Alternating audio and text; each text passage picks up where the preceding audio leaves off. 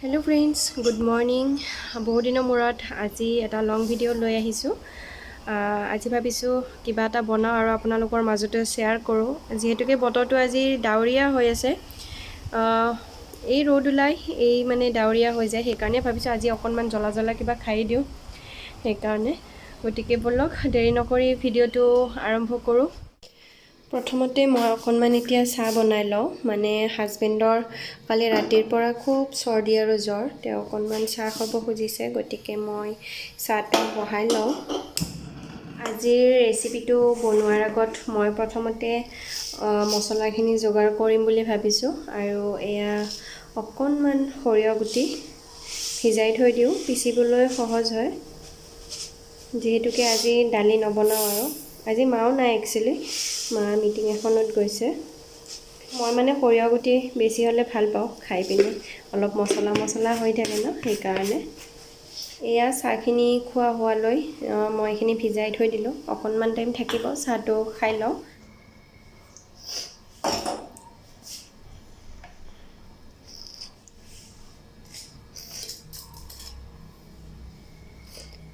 আজি ঘৰত একচুৱেলি দুপৰীয়া আমি তিনিজন, দেউতা, হাজবেণ্ড আৰু মই।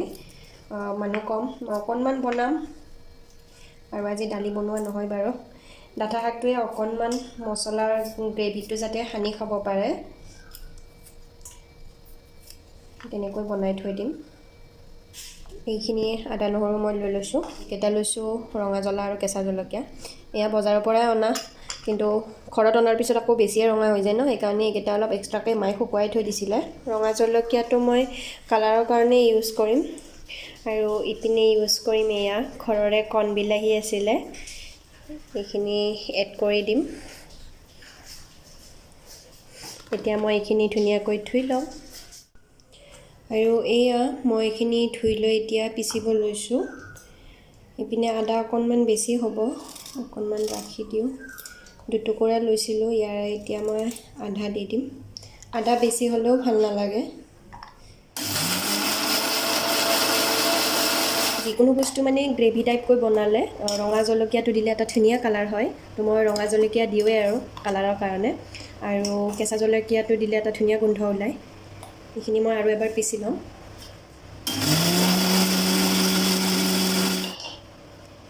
এয়া একদম মিহি পেষ্ট কৰি দিলোঁ। আৰু সৰিয়হটো পিচি উঠাৰ পিছত এটা ধুনীয়া গোন্ধ ওলায়। আৰু সৰিয়হৰে বস্তু বনালে তেলো বেছি নালাগে বাৰু। অকণমান যদি লগাতকৈ পৰিমাণটো যদি অকণমান বেছিকৈ দি দিয়ে, তেতিয়া আৰু তেলটো বেছি ইউজ কৰিব লগা নহয়, পেকেট তেলটো। তো এতিয়া মই এইখিনি থৈ দিওঁ, আৰু এতিয়া মই ডাঠা শাককেইডাল এৰুৱাই লওঁ। এইপিনে এয়া দেখিব পাইছে, দেউতাই একদম মানে ডাল ডাল কৰি লৈ আনিছে ডাঠা শাককেইডাল। তো মই এতিয়া এইকেইডাল এৰুৱাম। আৰু ইয়াতে দেখিব পাইছেনে, এয়া ফুল ফুল, ইয়াতে যে ইমান গুটি আছে নহয়। তো উঠাই আনোতে পৰিছে জেগাই জেগাই, আৰু ইয়াতে এয়া ডাইনিঙতো পৰিলে। তো মই এইকেইডাল এতিয়া সোনকালে এৰুৱাই লওঁ। ডাঠা শাক এৰুৱাবলৈ বহুত টাইম লাগে, সেইকাৰণে মানে আগে মছলাখিনি ৰেডি কৰি লৈছোঁ, লাইনৰো গেৰাণ্টি নাথাকে। কেতিয়াবা আৰু খাব লগা বস্তুটো মন কৰিলে গুচি যায় কাৰেণ্টটো।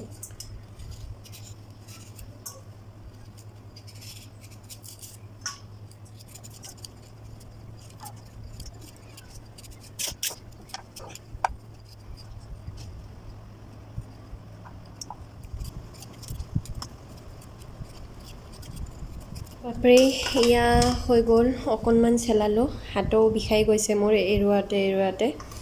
আৰু এই দুডাল থৈ দিম আৰু, ইচ্ছা নাই আৰু চেলাবলৈ, আমনি লাগিছে। গতিকে ইয়াতে মই এটা আলু মিক্স দিম এতিয়া। সৰুকৈ আলু এটা মিক্স দিম, কাৰণ যেতিয়া সৰিয়হটোৰ গ্ৰেভি ওলাব, তো আলুটো থাকিলে ভাল লাগে, অকণমান মিক্স হৈ যাব। মোৰ এইপিনে ভাতো হৈ গ'ল, ভাত বহাই থৈ আহিছিলোঁ।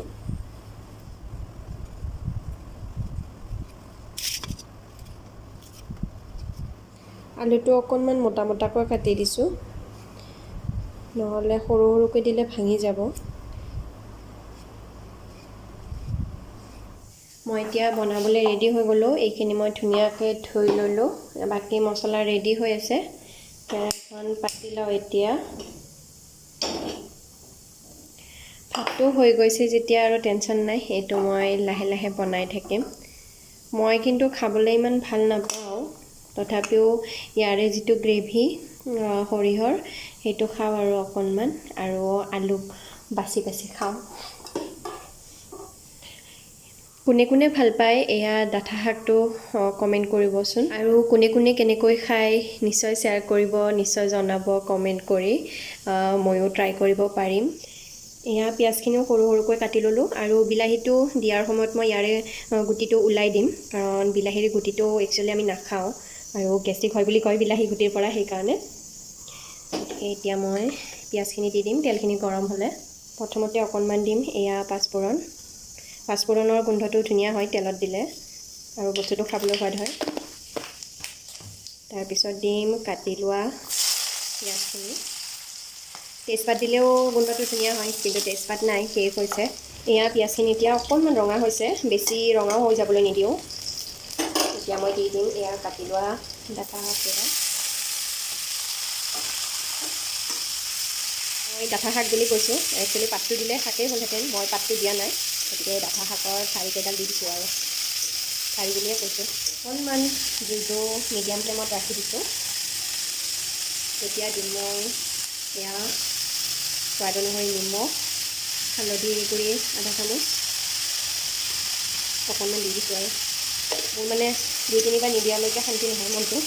যিকোনো বস্তু, অকল বনোৱাৰ ক্ষেত্ৰতে নহয়, কিবা বস্তু যদি দিয়া যায় মোৰ 2-3বাৰলৈকে দিয়া যায়, তেতিয়াহে মানে বস্তুটো পাৰফেক্ট হোৱা যেন পাওঁ। এতিয়া মই ৰং আৰু হালধিটো ভালকৈ মিক্স কৰি ভাজি লৈছোঁ অকণমান। জুইটো একদম মিডিয়াম ফ্লেমত ৰাখিছোঁ দেই, নহ'লে তলত লাগি যাব।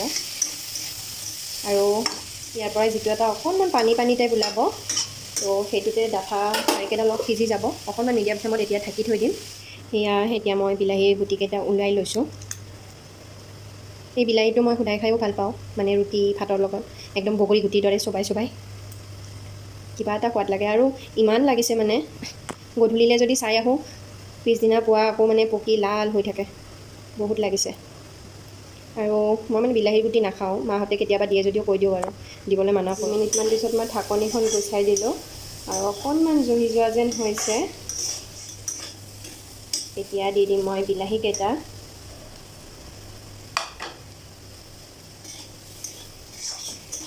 আৰু এয়া মানে তলত লগা যেন হৈছে, গতিকে এতিয়া মই দি দিম এয়া পেষ্ট কৰি থোৱা সৰিয়হখিনি। অকণমান পানী দি লওঁ, একেবাৰতে পানীটো দি লৈছোঁ, এইখিনি পেষ্টতে ভজা হয়।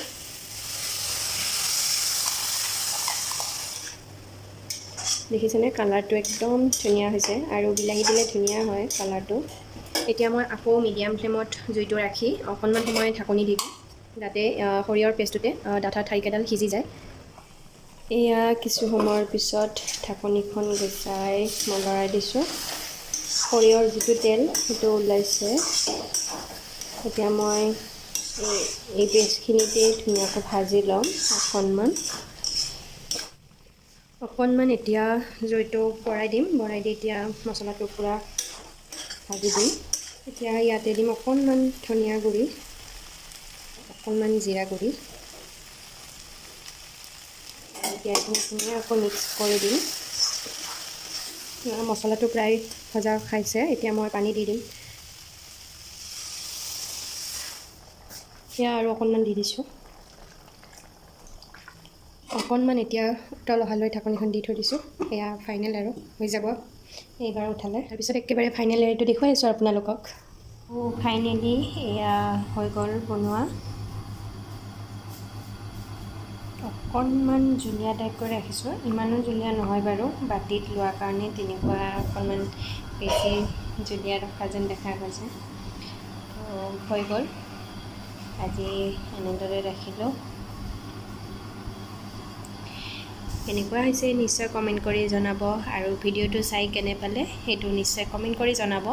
আৰু জনাই দিওঁ যে গধূলি 6টা বজাৰ পিছত লাইভ আহিম, যাতে সকলোৱে জইন কৰে মোৰ লাইভটোত। আৰু এয়া মোৰ ফাৰ্ষ্ট লাইভ হ'ব, গতিকে আজিলৈ এৰিছোঁ। Bye bye.